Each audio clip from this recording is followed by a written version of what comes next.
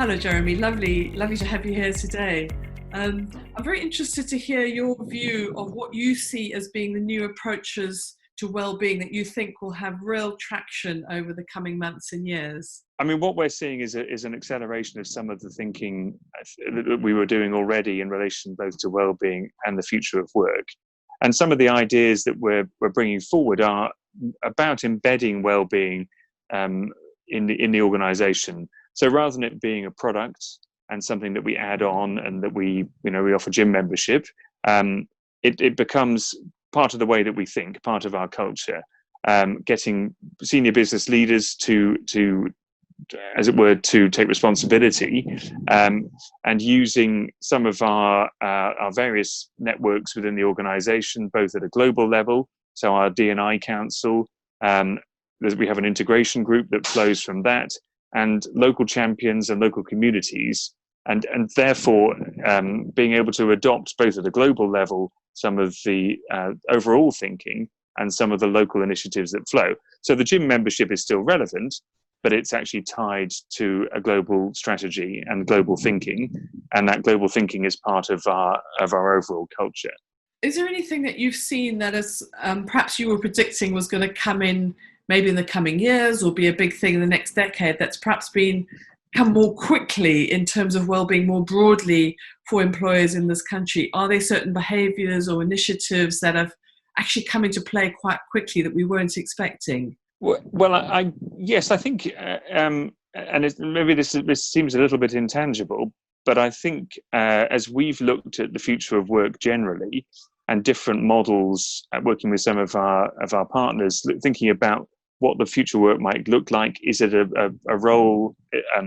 Does the employer have a more significant role than the, as it were, the country? Is it multinationals as a central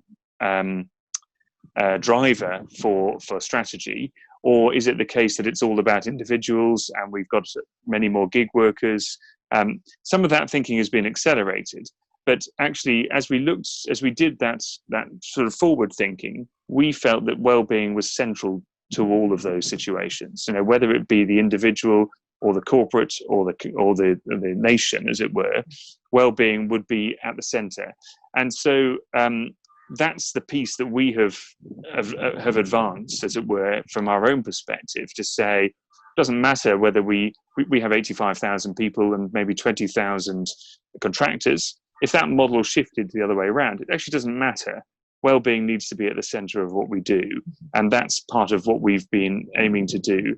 And in my pensions and benefits space, reversing things so that we talk about well-being first, and then the products, the pensions, the savings, the protection, the gym memberships, that whatever they might be, they are there in order to support well-being and not for as it were, for their own reasons. And that's, I think, we're hearing elsewhere as well, where well-being has been coming up the agenda for a number of years, but now suddenly has been sped up, and some employers have been almost given carte blanche to do what they need to do to ensure that they see their organisation get through the COVID-19 crisis on the front foot.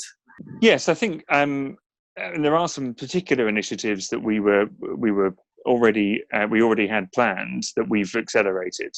I mean, we had an EAP for most of our markets. We've pushed that out. I mean, we were moving to a global model. We're doing that more quickly. We're looking at a digital app to provide support, not just in acute situations, but for actually all of the workforce, and particularly focusing on the mental health piece that we see as so important.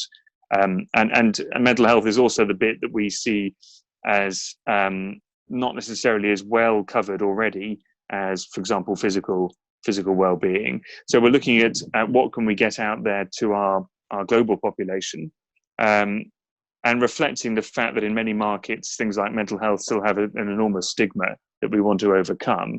And we believe that can be done quite effectively through giving people access to external tools, independent tools, anonymous tools that can actually allow them to take advantage of that support without having to pick up the phone to their people leader or make an open declaration.